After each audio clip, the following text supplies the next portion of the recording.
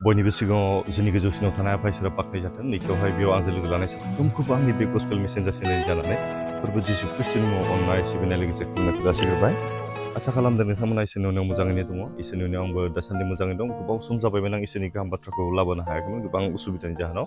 अब्लाबो दिनै नोंथांमोनजों मोनसे बिसयखौ लानानै दिनै इसोरनि गाहाम बाथ्राखौ फोरमायनो होनना आं सानदों जाहैबाय। दिनैनि बिसयखौ आं लादों जाहैबाय स्पिरिचुवेल ग्रोथ एबा आत्मिक जिबननि दावगानाय। आत्मिक जिबननि दावगानाय होनब्ला जों माखौ बुजियो? आत्मिक जिबननि दावगानाया ओरैबायदि जाहैबाय जोङो फोरबो जिसु खृष्टखौ बांसिनै मोनथिनो थाखाय आरो बियो जोंखौ मा उद्देश्य लानानै सोरजिदों बेखौ मिथिनाय मोनसे जार्निसो आरोना, बेयो मोनसे भ्रमण खालामनायसो। बेनिखायनो जों दिनैहाय मिथिनानै ला मानसिनि देहायाव दिनैहाय जों थांनानै थानो थाखाय जे ओंखामनि आदारनि गोनांथि, बेबायदिनो जोंनि आत्मिक जिबनखौबो जों दावगालांनो थाखाय फेदेरलांनो थाखाय आत्मिक जिबननि जे जानांगौ आहार जों बेखौ जानो गोनां। बेनिखायनो जों दिनैहाय बाइबेल सिरिनायनि 2 पिटरनि 3 बालाबनि 18 सिरि नोंसोरो जोंनि फोरबो आरो जिसु खृष्टनि दया आरो बिनि गियानजों देरलांदो दा आरो अनजिमा गैयाजासे बि महिमा गोनां जाथों आमेन होनना बुंदों।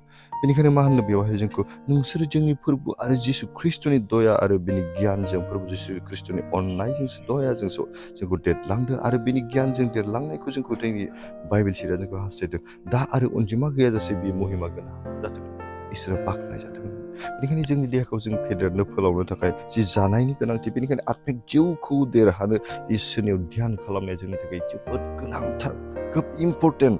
बेनिखायनो जों दिनैहाय जोंनि जिउआव जों सोंनानै आं आत्मिक जिबनाव आं दावगानो हादोंना हायाखै जों बेखौ साननानै नायग्रो।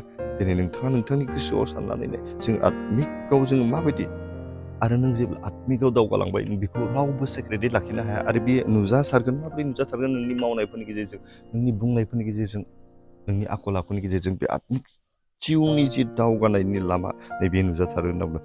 दिनै आं नोंथांमोननि गेजेराव बे मोनबा पइन्टखौल' आं लानानै फैदों जाहैबाय। आं 1 नाम्बाराव लादों जाहैबाय a desire to spend time with God to learn about हिम।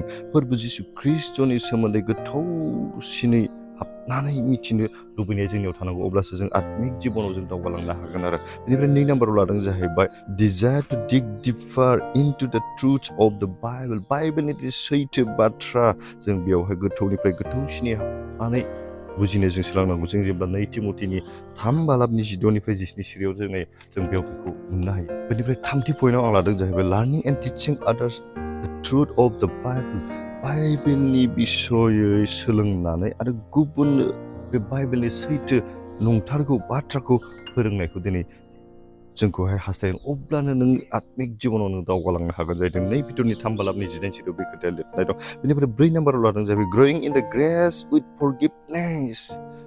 जोङो संसाराव जेब्ला थांनानै थायो जों गोरोन्थि मावो, जों बोराबलायो, रागा जोंलायो, नाथाय बेखौ निमाहा होलायनायनि गेजेरजों दावगालांनांगौ होनना ग्रयिं इन ग्रेस उइथ फरगिभनेस। फोरबो जिसु खृष्टनि अननायाव थानानै जोङो निमाहा होलायनायजों जों दावगालांनांगौ। अब्लासो नोङो आत्मिक जिबनाव दावगालांनो हागोन। जों गासैबो इसोरनि थिननाय बाथ्राखौ मावनानै जों जुदि निमाहा होलायनो हायाबा, अननाया गैयाब्ला जोङो बे आत्मिक जिबनखौ जों माब्लाबाबो दावगालांनो हाया। बेनिखायनो तितासनि 2:10निफ्राय 14सिम नायबा जों बेखौ मोननो हायो। बेनिफ्राय जोबथियाव जाहैबाय 5 पइन्ट डिजायरिं टु ओबे गड। फोरबो इसोरखौ मानिनो हास्थायनांगौ, जोङो लुबैनांगौ होनना बुंदों।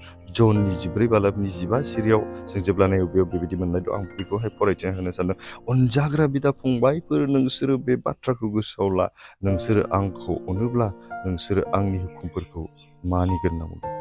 बेनिखायनो आत्मिक जिबननि दावगालांनायखौ जोंनि जिबनाव गोनांथार स्पिरिचुवेलि ग्रथ होनना बुंदों।